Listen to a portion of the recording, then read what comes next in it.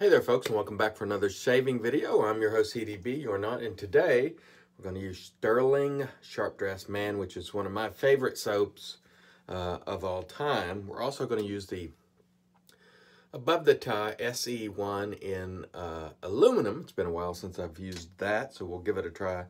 And before we get into it, let me go ahead and show you the blade for this type of razor, which is a single edge Artist Club style razor that uses this sort of blade, which is a specialty blade. Some shavettes use it, some single edge razors now. That's what our plates look like, and essentially you just drop the blade in here like so on these well, it's hard to see because I'm facing it away from you, but let me put it on, then I'll show it to you. There's some notches there.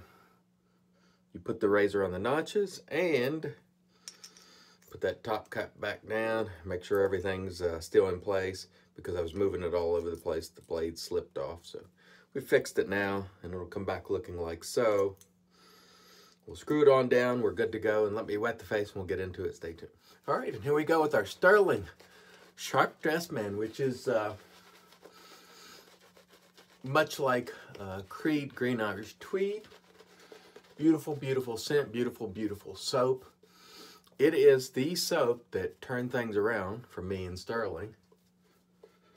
And I've really been a fan ever since. It is a really wonderful scent. It is a inspired by or dupe, whatever you want to call it. But it is great. And I'll say a word about dupes, because you always get some folks who look down their noses at dupes. I'd rather have a really nice smelling dupe than a crappy original creation. I do respect the fact that people make their own scents, but some are better than others, and quite frankly, some aren't as good as they think they are, in my opinion, because the tendency, in my view, and I've said this before, is over time, some artisans tend to try to be more complex with the scents. They get muddy, and in my opinion, they're not very good when they get to that point. They try to do too much, try to be too cute, and at that point, I'd rather just have a regular old dupe, because it already smells great. You know, once you get all kinds of stuff going there, and they don't really, they're not harmonious, they don't complement one another, and then they set that soap comes out, and everybody says it's the greatest thing in the world, and then you're like, when you're using it, you're like, I don't know. So, if you don't like dupes, that's okay. I do. I will continue to buy them. Maybe I'm low rent that way. Above the Tie SE1, and that feels beautiful. And I'm going to have to compare this someday side to side with the Razor Rock Hawk version 2, because I really like that razor. I like this one as well. This one's, you know, quite a bit more expensive. It's about, I think $100, I want to say, or somewhere thereabouts. And the Hawk is 30, somewhere in that neighborhood. But I will say I really do like this razor. It shaves well. And this Stirling soap is fantastic. For the money, it punches way out of its class. For the money you pay for this soap, it is as good as any. You name the brand, it's as good as that brand in my view. And I've used just about all of them. Now, I will say about a year ago, I stopped using some brands that came out of the gate with $20, $25 soap, because if you're brand new and that was your charge, no, I'm not paying that for a brand new soap. And they may be very good, but personally, that's just too much for an unproven artisan. No, I'm probably passing on some gems there, but you know, there are just too many soaps like this Stirling that perform phenomenally for a lot less. There's no reason to spend money just for the sake of spending it, folks. I'm just here to tell you. All right, excellent first pass. Stay tuned. We'll come back for pass 2. All right, here we go. Pass number 2. I did get some emails this week, and I was tagged in Shave the Man and some other places about an article some fella put out.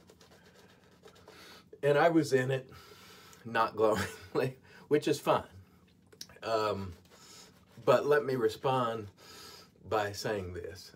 Folks can have any opinion they want of anyone, and you know, I'm perfectly okay with that. I make clear what this channel is, what the direction is.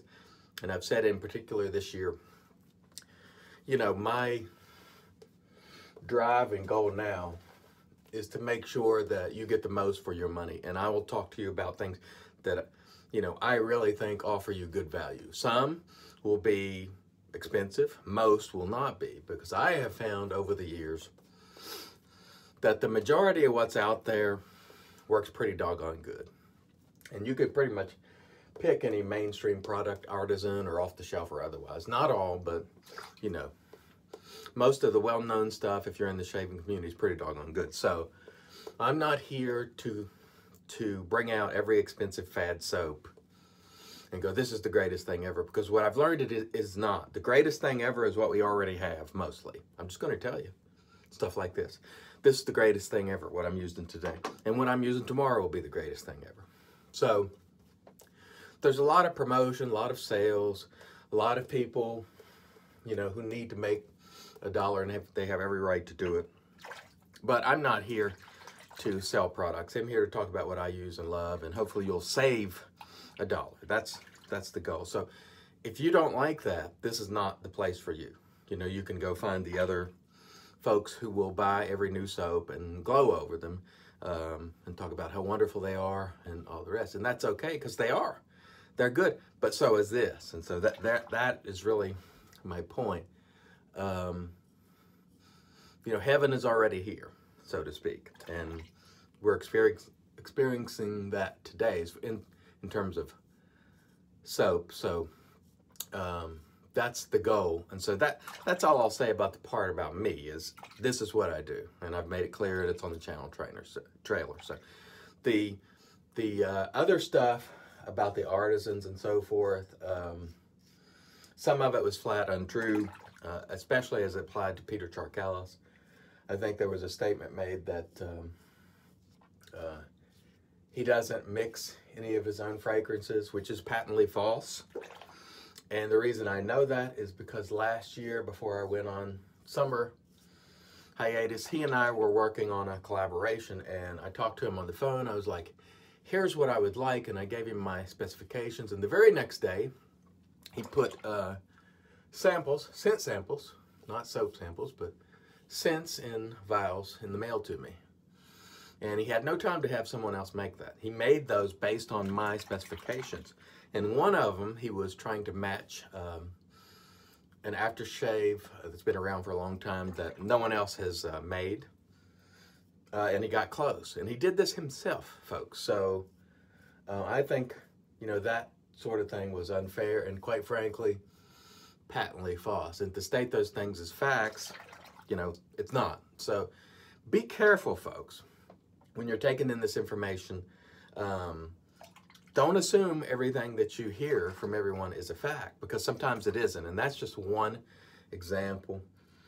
The other thing I'll say is, when you're looking at reviews, if the review focuses on people more than product, that should be a clue to you. If you don't like a product or the way someone does business, and you mention that product itself, oh, I don't like it because the product stinks, that's fair. Or I don't like that they charge too much shipping, or their price is too high, or they take too long to ship, all fair. But when you start digging into the people, that should be a clue that there's a personal grudge there. That's my opinion. I'll come back and make one more brief statement about the artisans when I come back. Stay tuned. All right, and before we get to the third pass, I want to announce the giveaway, Barbado and the Stirling Synthetic 2-Band. This goes to Chris Garcia. Chris Garcia, shoot me an email and I'll get this out to you this coming week. By the way, folks, when I announce these, I don't email the winner, so you have to watch to win. So Chris, I hope you watch, and I hope you claim your winnings. Congrats. Let me wet my face and we'll come back for pass 3. All right, here we go. Pass 3 has been beautiful. One more word about the artisans. And I'll also talk a little bit the way I do things. The artisans put themselves out there. They make themselves available to us. There are faces attached to these products, like Stirling Sharp Dressed Man. We know who Mandy is. We know who Rod is. All right. They make themselves available. They make themselves accessible as real people. They're not, you know, Procter & Gamble, who you have no clue who makes this product, and who you can never really get to anyone in that company, or a very large company of some sort, where there's no face attached to the product, or no person that you can easily identify who's responsible. These artisans, most all of them, if not all of them, are out there as known individuals, and they put themselves out there. They take a risk with their money and their time that a lot of us are not willing to take. And there are some brands that I do not use, and you know, that is known. However, what I will say is every one of these artisans put in the work. Every one of these artisans are taking risks that I'm not taking.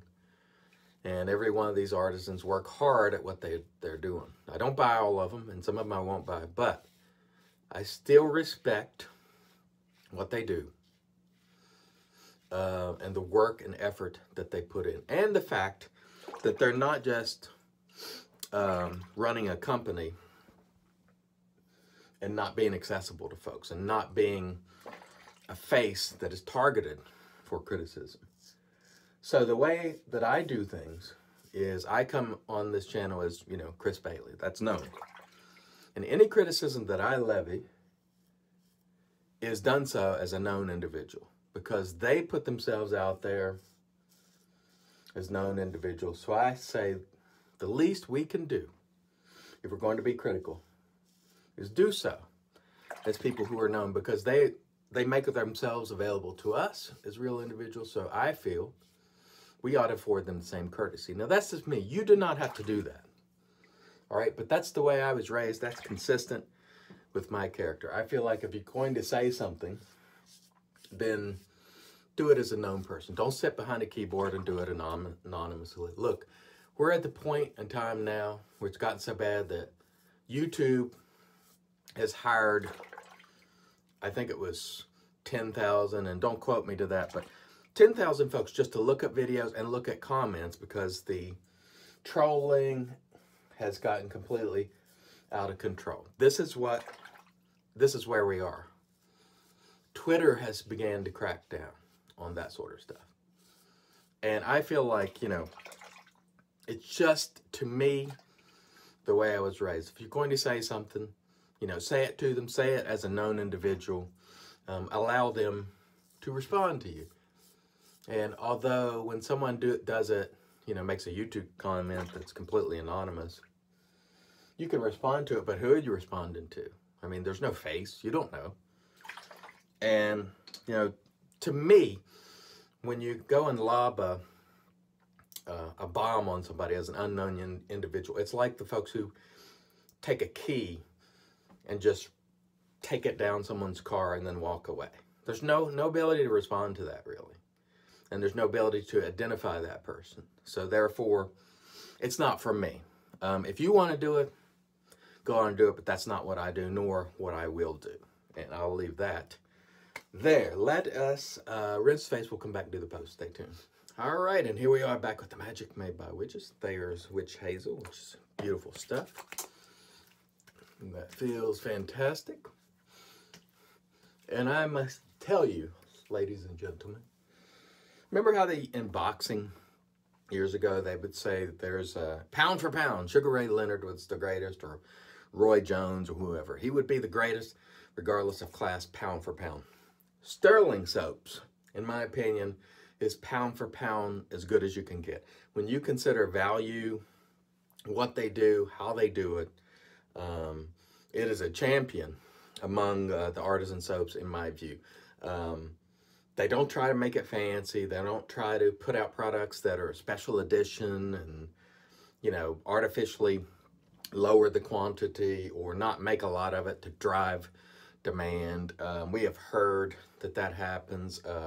You know, maybe it's true, maybe it's not, but they don't try to bring you in the store with special things. Not that there's really an issue with that, but I prefer their straightforward approach. Look, if you want to make special edition that brings people in, if you want to create demand and all, that's okay.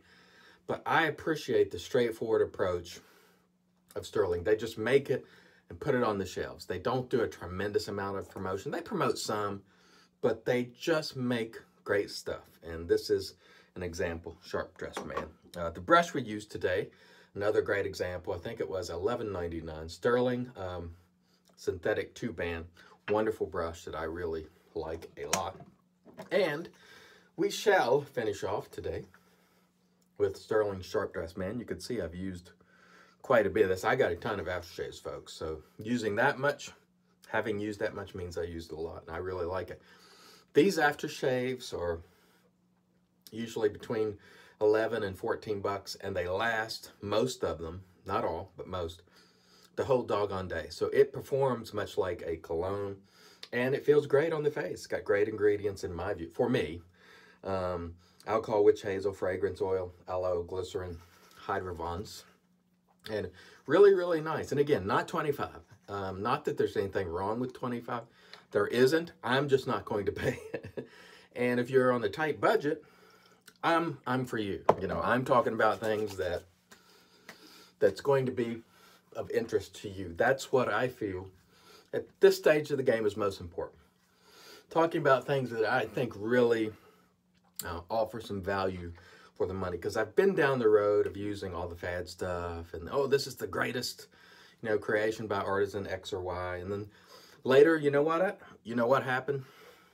I end up coming back to stuff like this, Stirling. So I've been through those phases, folks. So you can take it or leave it, and if this isn't the type of channel you like, go on someplace else. It is okay. Doesn't bother me. I still have a lot of folks who watch this content, and I appreciate you. And folks like Chris Garcia, who is a winner today. So we will make merry during the Christmas season. And if you're not merry, find something to be merry about. Thanks so much for watching. Until next time, I've been your host, CDB. You're most definitely not, and that's probably a good thing for you.